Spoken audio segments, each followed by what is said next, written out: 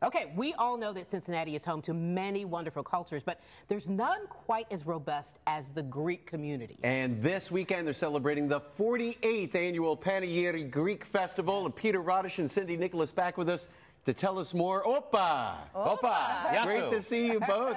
It's that time of year again. For people who have never been to Panegyri Greek Festival, what is it? What can they expect? It's a whole vibe, isn't it? The way I like to describe it is imagine you're walking into Greece because we have free parking at St. Xavier, so you're probably going to do the shuttle in, and immediately you're going to see the smoke coming up, and you're going to get off the bus or wherever you're doing, and you're going to smell, right, the gyros and the souvlaki and the Greek dinners and the loukoumadias, and you're going to see the Greek taverna. So you're walking into this. You're going to hear the Greek music and the dancing, and that's where you're at right there. It's going to get into you, right? It's going to step into Greece. Yeah. So tell us about the food, because the food is a huge part of the festival. What are you guys going to be serving up? We start with entrees. We have pastizo. It's a kind of a Greek version of lasagna that people would equate it to. And we have moussaka. We have wonderful Greek version of chicken that is just amazing, melt in your mouth. You will love it. And then we also have so many sides, tiropita, spanakopita, that people are used to hearing and tasting, but it's all in one spot. They can come right under we can get it all right there.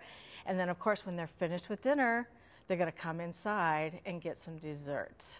It's hard to concentrate with this tray of the Greek pastries here behind us. What do we have here? We have such a nice collection. We've got in the center. We've got their pasta flora, and back behind with walnuts sprinkled on top. That's mela makarona.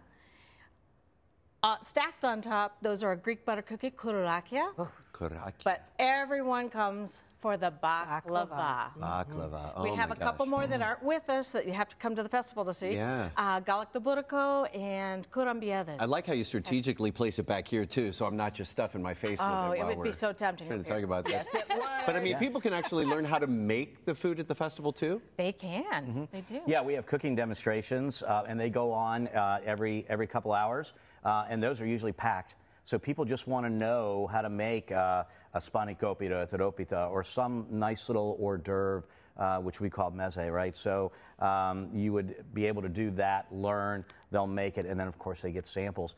Those usually are, busy. So if you come to the festival and you want to learn some of that, make sure you get into the cooking demonstrations. Yeah, I know phyllo dough is a big part of all that. We'd be lost without phyllo dough. I know you would. And how to use it, what's the best way, to protect it while you're... It is a little tricky. I've tried to use it. Yeah. Okay, tell us about the open air market, because I know that's a huge thing, too. We have shopping that people can come and do and get traditional Greek items, as well as olive oil and other kinds of things that are made from olive oil. So it's a little bit of different, you just come and see what they have, what they brought this time. And jewelry, things to wear, the little jingle skirts and all the fun things that everybody likes, So it just fits right in with the rest of the decor and everything else, and you have a treat to take home with you. And also in that open air market, there's of course, the pastries are in that open air market, right? So it's when we say open air, it's actually inside, but it's huge. And then you have the caffeinian, which is the little Greek coffee area, which is kind of replicates. And then there's a little pastry with that as well, right? That's a paxamadia. Paxamadia.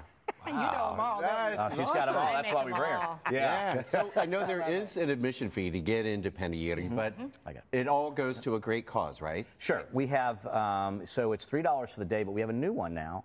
We have a $5 weekend pass.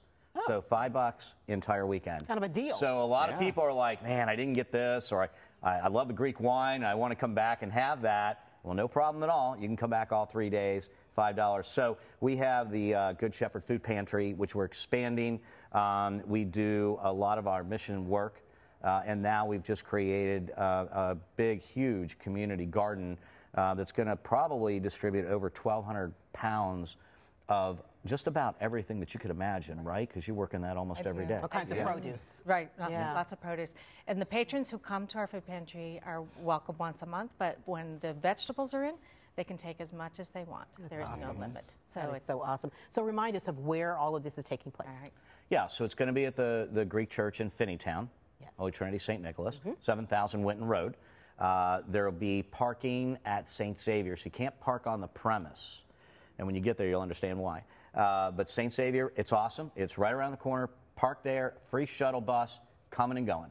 So that won't be a problem at all. All right. That absolutely. sounds wonderful. It does, yeah. And I know you mentioned it, but no celebration is complete without music and dancing. We have a few members of the Greek Hellenic Dancers. They're going to be at the festival. So without further ado, what do you say? Let's dance. Opa. Yeah, opa.